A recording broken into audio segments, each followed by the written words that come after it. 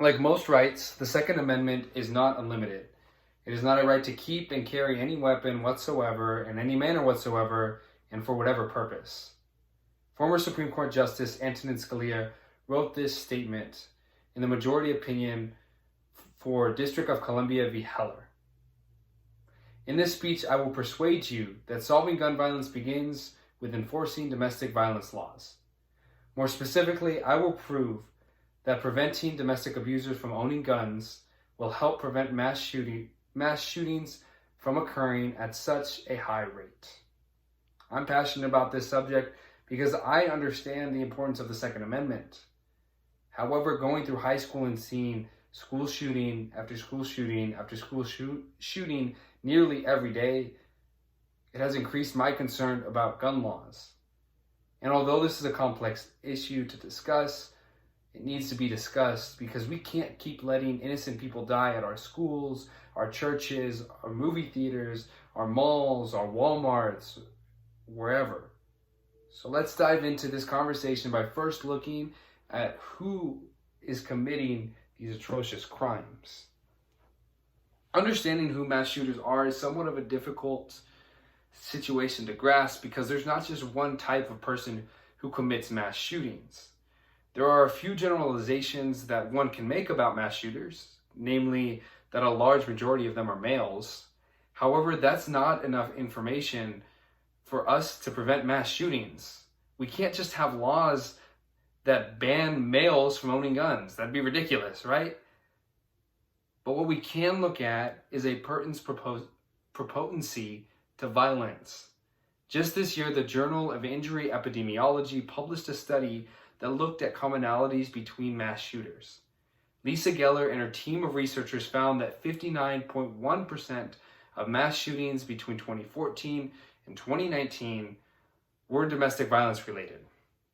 And in 68.2% of mass shootings, the perpetrator either killed at least one partner or family member or had a history of domestic violence.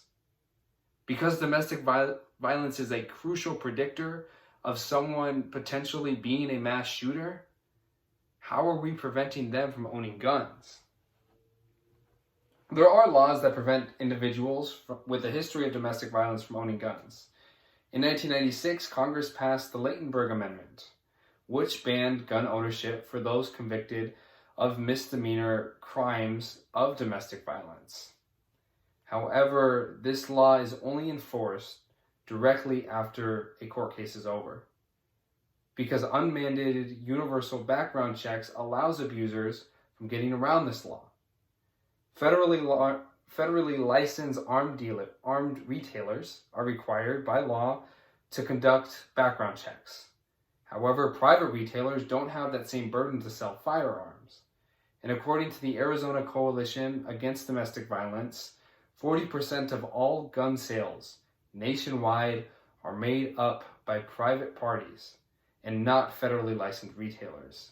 This means that domestic abusers have very easy access to obtaining a gun without undergoing a background check.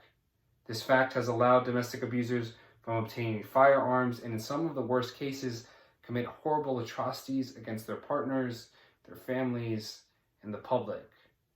So if most mass shooters have a history of domestic violence and there are laws in the books to prevent them from owning guns, how does this keep happening?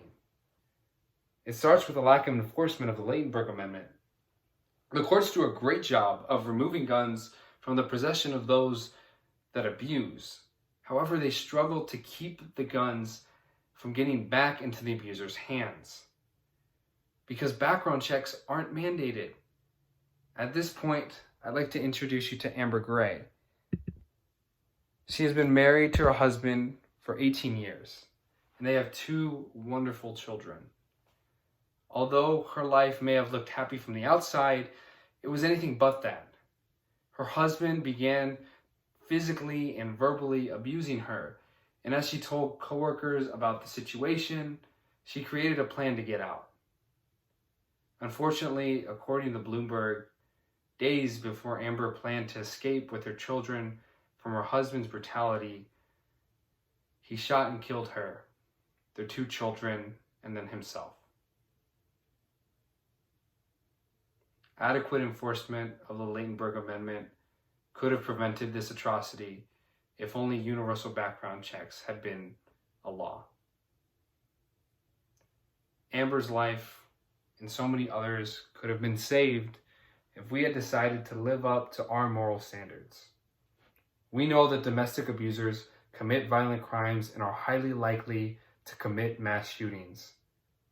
We have decided that these people shouldn't be able to own guns. However, we fail to enforce these laws, which means we fail to live up to our promises to the victims to keep them safe. At the bare minimum, I urge you to call your representative or your senator and push them to pass legislation that mandates universal background checks, which would support the Lautenberg Amendment. And I beg you, please, do anything you can do to be a safe space for those in your life that have been abused. Because if anyone needed a safe space, it was Amber. Thank you.